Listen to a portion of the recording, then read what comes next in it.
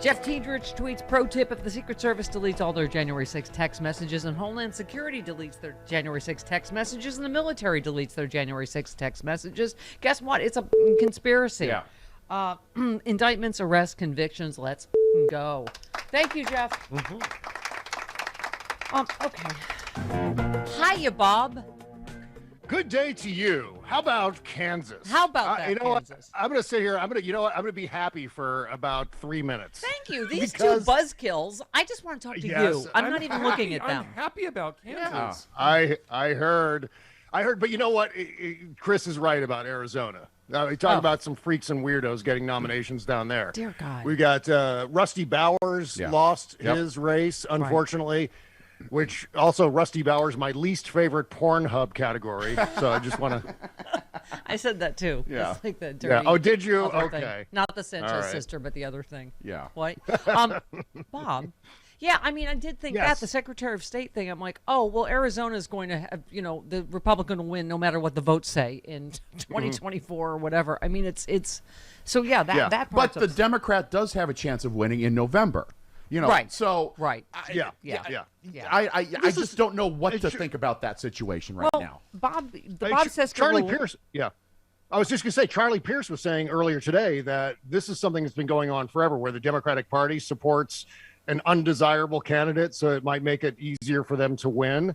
And that's been going on for a long time. So maybe there's some sort of logic to this madness of the Democrats supporting some of these Trump-endorsed candidates. I was going to say, primaries. A couple people said that might turn out to be, and that's what I said, win by any means necessary. So if that ends up being proven, it's a big roll of dice. Yes, though. it is. That's some. I wouldn't want to play poker against the Democratic Party right now. That's some. I mean, the risks they're taking with that. And here's the Bob Cesca don't get happy rule, right? Turn out.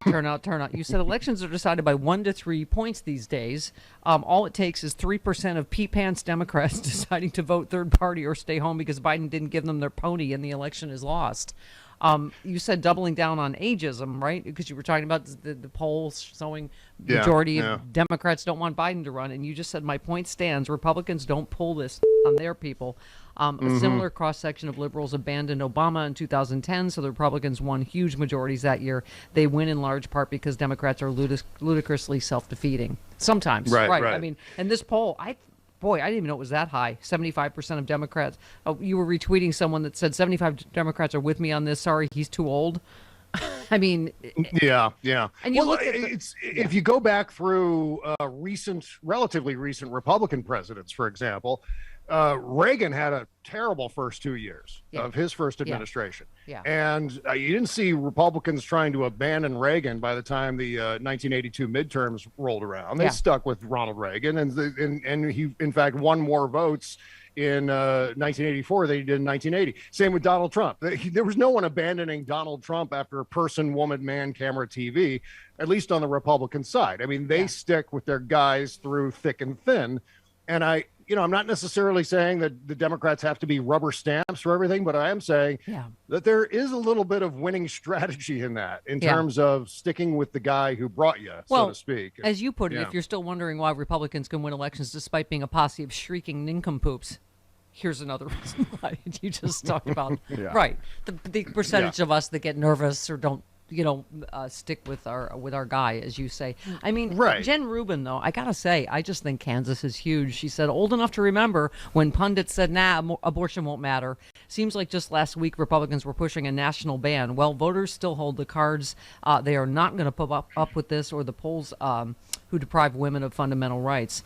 And one more, Jason Kander said, I've lived in or within a few miles of Kansas most of my life, and I'm telling you that if a straight up or down vote on abortion can turn out like this in Kansas, there won't be many states in the country that would vote to outlaw choice.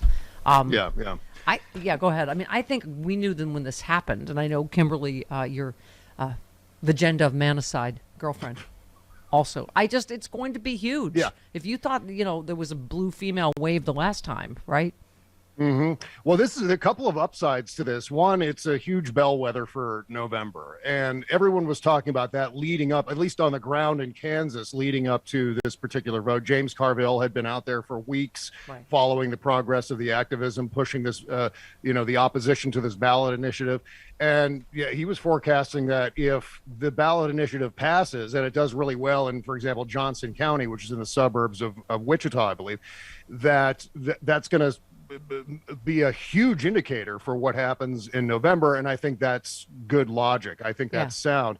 The other thing is the advantage of having ballot initiatives. If you've got a ballot initiative in your state, that's a great way to circumvent a Republican trifecta in your state legislature and governor's mansion, of course, or if there's a divided government. Either way, if you're living in one of these gulag states, they're on the verge of completely banning abortion.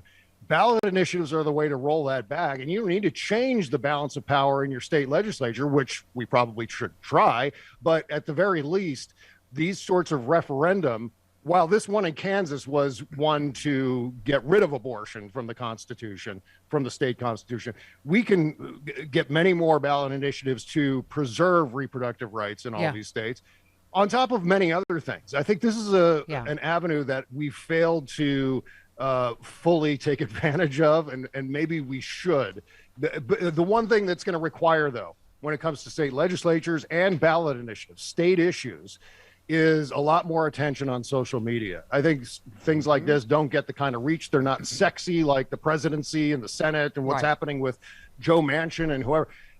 We need to kind of recalibrate what our priorities are when it comes to that stuff, and that means retweeting state issues. Yeah, I think it was our friend Allison Gill who said we should put this on every state ballot choice. Yeah, I mean, that was one of the first things I called for right after the Dobbs decision. I said, you know what? Look, there are many options on the table, and one of them involves maybe some sort of executive action from Joe Biden, the Department of Justice.